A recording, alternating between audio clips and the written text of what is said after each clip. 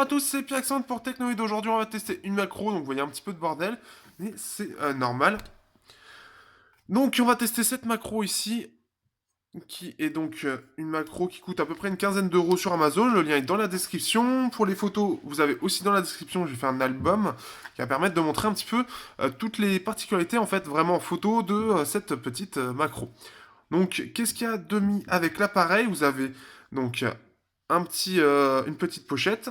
Vous avez deux, donc si vous en perdez un, vous en avez toujours un de rechange. Deux fixations, très simpliste. Vous avez ce système, on y reviendra. Donc, c'est un espèce de. C'est pour optimiser la distance optimale, justement, pour prendre la photo. Et vous avez donc la pochette où en fait tout ça est contenu, ces trois choses-là, avec aussi, comme vous pouvez voir, hop, un petit chiffon de nettoyage.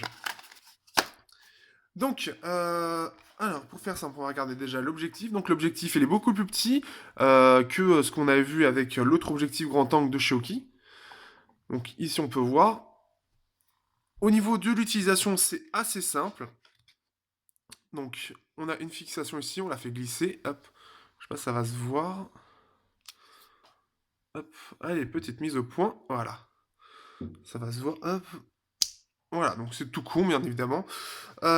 Et donc ensuite, vous avez la possibilité, en fait, soit de le mettre ou non, donc selon les situations. La plupart des situations vous permettront de l'utiliser, certaines non. Ça va être, en fait, ce système de, en fait, d'optimisation de la distance pour faire la macro. Alors le mieux, on va utiliser celui-là parce que ça va être le plus facile. Hop, oui, je ne cache rien. Je cache même pas mon mot de passe, mon dieu.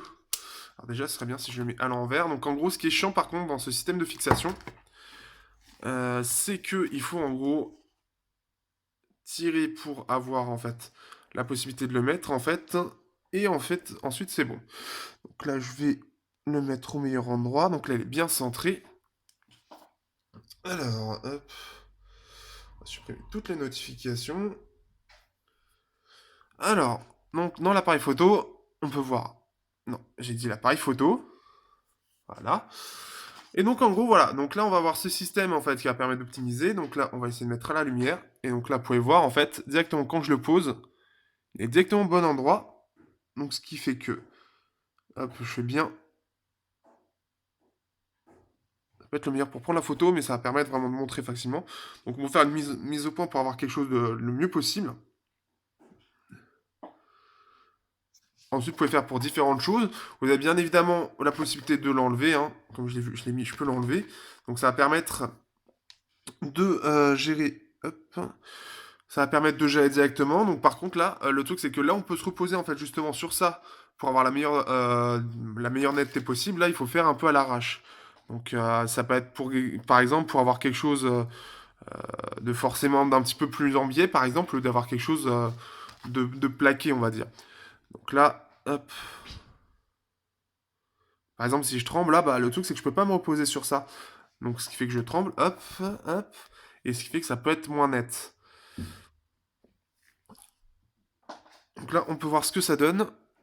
Et on peut voir qu'au niveau de la qualité de la macro, c'est pas mal du tout, hein. Là, on voit vraiment toutes les petites choses de la peinture, les petits trous, les petites imperfections qu'on verrait pas d'aussi loin. Et là, on l'a en fait en biais, donc ce qui fait que forcément, en plus de ça, j'ai bougé, parce que je trempe pas mal. Surtout que là, je suis un peu malade et tout, donc ça aide pas, surtout en étant asthmatique. Donc ce qui fait que là, par contre, bah, je suis dans quelque chose de beaucoup moins, une moins bonne qualité. Donc je vais en tout cas uploader tout ce que j'ai en ça, donc je vais faire différentes choses de toute façon pour faire un petit album pour montrer différentes choses qu'on peut faire avec ça. Euh, Hop, donc moi je le remets, je préfère ça en fait justement parce que ça permet vraiment de plaquer, donc c'est-à-dire qu'on vient vraiment le poser comme ceci, et en fait à ce moment-là on va être vraiment sur la bonne distance pour faire la photo. Donc ça c'est vachement bien quand vous êtes curieux de plein de petites choses, je sais pas, en fait les macros après c'est quelque chose, c'est plus de la curiosité, ça peut être utile pour différentes choses, mais ce qui est vraiment bien en fait c'est que si vous êtes sur des surfaces planes à peu près, eh bien ça c'est ultra pratique. C'est vraiment, vraiment très pratique, moi qui avais eu c'est justement les lentilles là-bas. Ce qui avait bien en fait, ce qui était très chiant, c'est que justement il fallait trouver la bonne position pour pouvoir faire la macro. Là, quand on a quelque chose de base qui montre quelle est la bonne position, la bonne distance, et qu'en plus de ça on peut poser directement dessus, donc ce qui fait que de un on va être stable, et de 2 on va pouvoir avoir la meilleure distance, donc la meilleure netteté possible pour le produit. qu'on veut prendre en photo. Donc c'est pas différentes choses. D'ailleurs, si je prends, hop, je vais prendre en photo la Xiaomi. Mais ça peut être assez sympa. Hop. Après, il faut juste le mettre en place, c'est ça le truc le plus chiant. Par contre, ce qui est chiant, c'est qu'au niveau de la lumière, forcément, là, vous êtes plus en recherche parce qu'en plus de ça, c'est très près. Donc, ce qui fait qu'il faut trouver un angle, en fait, où la lumière va être, comme vous pouvez voir, hein. Il faut que là, ma lumière, elle est là où, en fait, comment va ma île, enfin, oula, comment va mon enceinte. Hop. Pour avoir la meilleure lumière possible, parce que de face, forcément, à part si vous prenez un écran. D'ailleurs, si vous voulez avoir une photo d'un écran de près, bah, hop, justement, on va le faire. Sur Clash Royale. D'où t'as du mal? Hop, on va faire ici. Donc, ça peut être des petites choses à tester, hein. C'est ça qui est bien, c'est qu'après, c'est la curiosité, votre imagination. Donc là, comme vous pouvez voir, alors là, c'est flou, là, c'est plutôt net. Et donc, on peut voir en fait toutes les petites. Oh, je peux faire mieux, mais là, c'est pas le meilleur appareil photo pour montrer ça. On va voir qu'il y a quand même forcément sur le côté. Ici, ça va commencer à être un petit peu moins net. Et là, on peut voir vraiment, en fait, c'est pas terrible sur cette photo, mais j'en referai d'autres de toute façon. On va pouvoir voir vraiment toutes les imperfections, en fait, de l'enceinte qu'on voit pas à l'œil nu. Donc ça, c'est quand même vachement bien. Donc on peut voir un petit peu toutes les paillettes, on peut voir comment ça a été détouré, on peut voir que il y a des, voilà, il y a des petites imperfections. Je vais voir si je peux le faire avec celui-là, ce sera mieux. Il capte beaucoup plus de lumière. Je ferai la photo de l'IGZ-Do. Alors, hop. Voilà, ce qui est bien par contre, c'est qu'il tient bien, il tient mieux. Forcément, il est plus léger, il tient mieux que l'autre gros objectif. Forcément.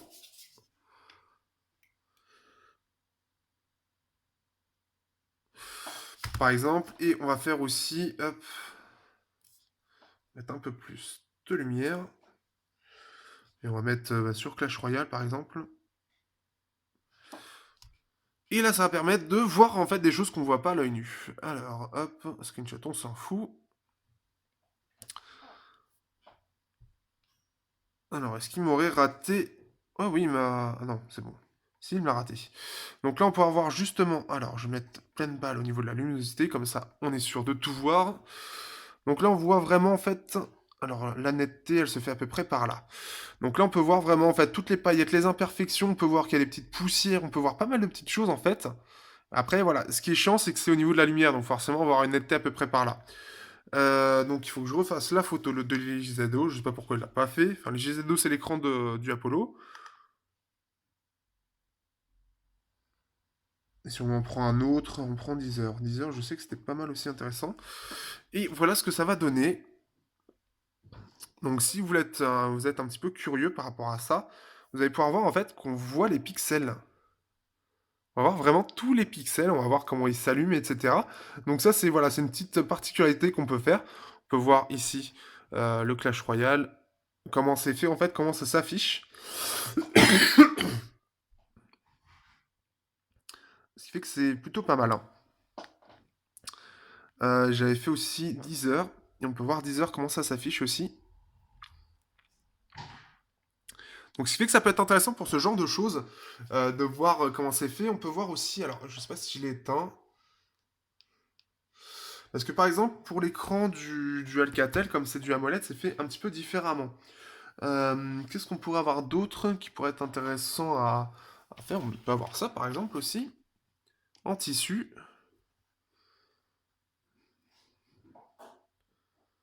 Ah, ça pas très très probant.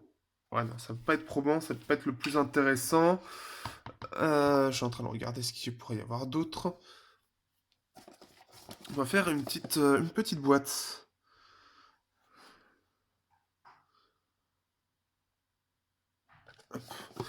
Donc ce qui fait que voilà, ça peut être intéressant pour des choses juste par curiosité en fait. Donc là, on va pouvoir voir en fait qu'il y a plein de points blancs dans l'impression. On va voir en fait ce dégradé on voit pas vraiment à l'œil nu. À l'œil nu, on voit juste un dégradé, comme vous pouvez voir. Alors qu'ici, en fait, on va voir vraiment tous les pixels et le dégradé de pixels. Donc, ce qui fait que c'est assez intéressant. Là, on va voir, en fait, que c'est complet, en fait, au niveau de l'écriture, ça a l'air d'être plein, alors qu'en fait, il y a plein de petits endroits où c'est vide, en fait, où c'est blanc. Donc ce qui fait que voilà, c'est ce genre de choses, en fait, sur laquelle ça peut être utile, hein, ça peut être, et on peut voir l'efficacité.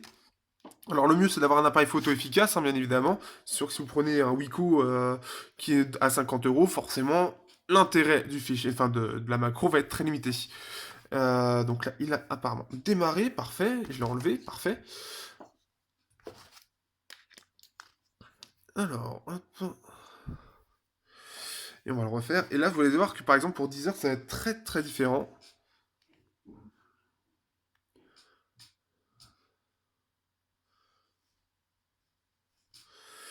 Hop. Et si vous voyez, comme, en fait, au final, comment c'est super simple quand vous êtes sur une surface plane, vous avez vu la vitesse à laquelle j'ai pris la macro. J'ai pas eu besoin de me gérer, de faire ah, faut que j'arrête de trembler, ce genre de choses. Là, je le pose, je prends la photo, terminé. Et là, on va voir que les pixels sur celui-là sont assez différents. On peut voir aussi quelques petites.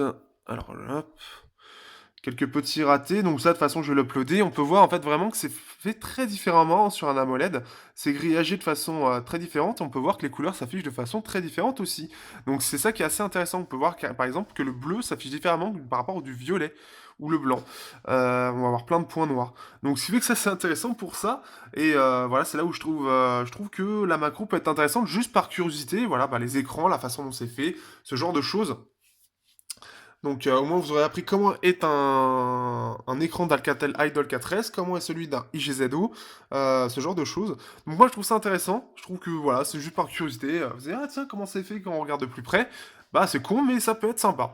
Après bon bah, ça peut être pour les fleurs, ça peut être pour beaucoup de choses, après à vous de voir, je suis pas le mieux placé pour parler de photos, mais en tout cas voilà, ça permet de voir un petit peu comment ça fonctionne, comment ça s'utilise. Et bien sûr, en plus de ça, vous pouvez... Alors, c'est un petit peu le souci, c'est que vous pouvez le transporter, mais vous pouvez pas le transporter tel quel. Il faudra forcément enlever une partie ou la renfoncer parce qu'il est tout petit. Et il est un petit peu trop petit, c'est un petit peu dommage. Donc je termine ce test là-dessus. N'hésitez pas à regarder l'album pour regarder vraiment plein écran ce que ça donne. Mais je trouve ça assez sympa. Je trouve ça vraiment sympa, je trouve que c'est une bonne idée. On va laisser comme ça, c'est très bien. C'est quelque chose de sympa, une quinzaine d'euros. Ce qui est bien, c'est que par rapport à ces solutions-là, en fait, comme ça va être juste une macro à une quinzaine d'euros, là où ça va être un ensemble, la lentille aussi est de qualité, comme cela, en fait, c'est de la qualité. Et en plus de ça, on a une petite aide justement pour faire la macro, et on a une bonne qualité d'image. Donc ce qui fait que c'est assez efficace, c'est vraiment sympa. Moi, je le recommande en tout cas. Parce que voilà, c'est de la qualité, j'apprécie plutôt de l'utiliser quand j'en ai besoin pour différentes choses. Donc ça c'est cool. Sur ce, je vous dis à bientôt pour un prochain test sur Technoid.